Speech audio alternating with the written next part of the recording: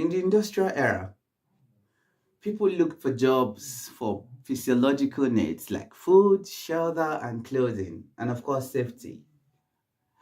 They wanted to work just to survive.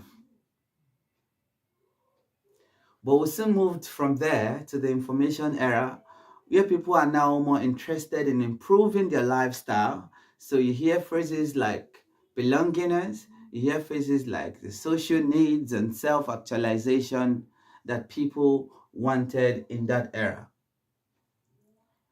We have now moved from the first era of industrial era to the information era, and now we are now in the artificial intelligence era, where information is now a product that you can buy or have access to freely. The phrases you hear this time around are diversity and inclusiveness. You hear phrases like work-life balance, flexible working conditions, and phrases like that. These show that the need of the future employees has shifted from where they're just worried about survival alone to just improving their lifestyle to a situation where they are interested in companies that are concerned about their total well-being. This is the life of the future employee.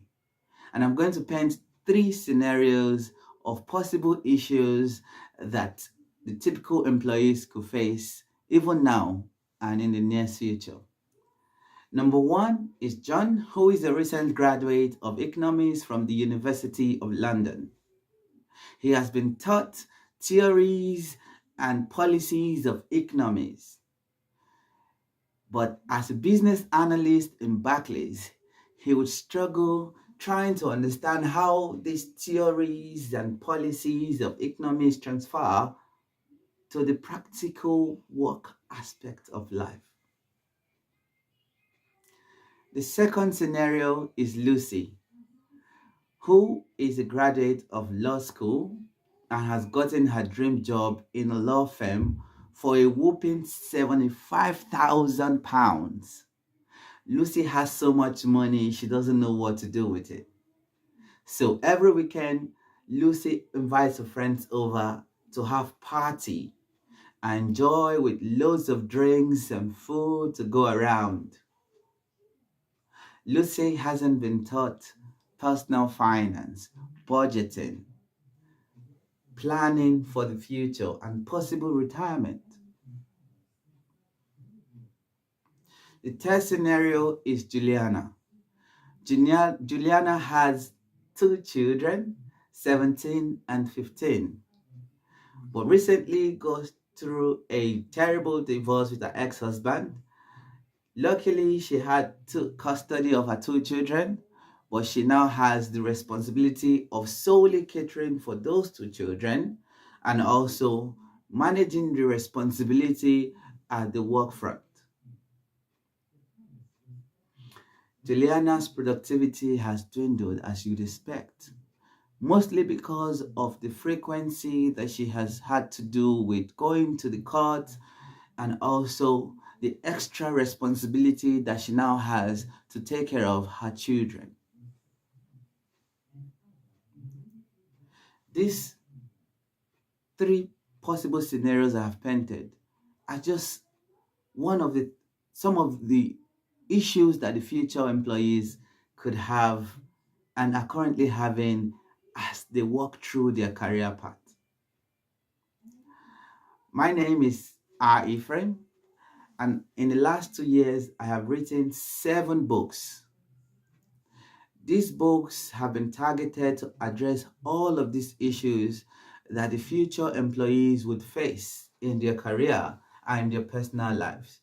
So you hear titles like Succeeding in Your Career that will address John's situation. Let's Talk About Money that will address Lucy's situation, and how to raise two children, teenage children, and manage your career as a single professional.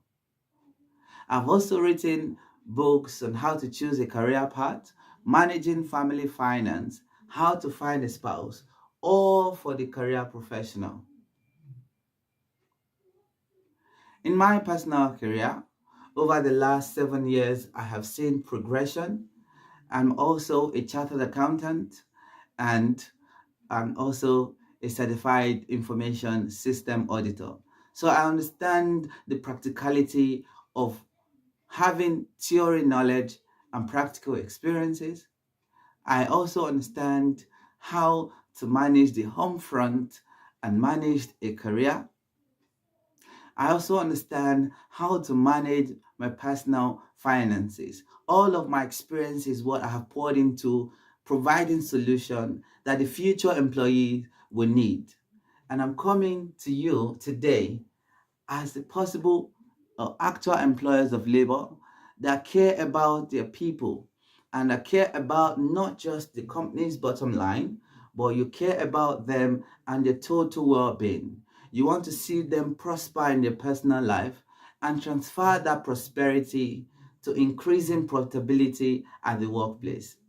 This is the future that the future employee is looking forward to having. Not just a fancy laptop or fancy office, even though those are still necessary. They are interested in an organization that will provide solution to them that would better their own personal lives and also to improve their well-being. This is the solution that I bring to you today. If this is what you want for your employees and you want to take this conversation further, I would encourage you to drop a comment in below this video and we'll take this conversation to the next level. Thank you and have a great day.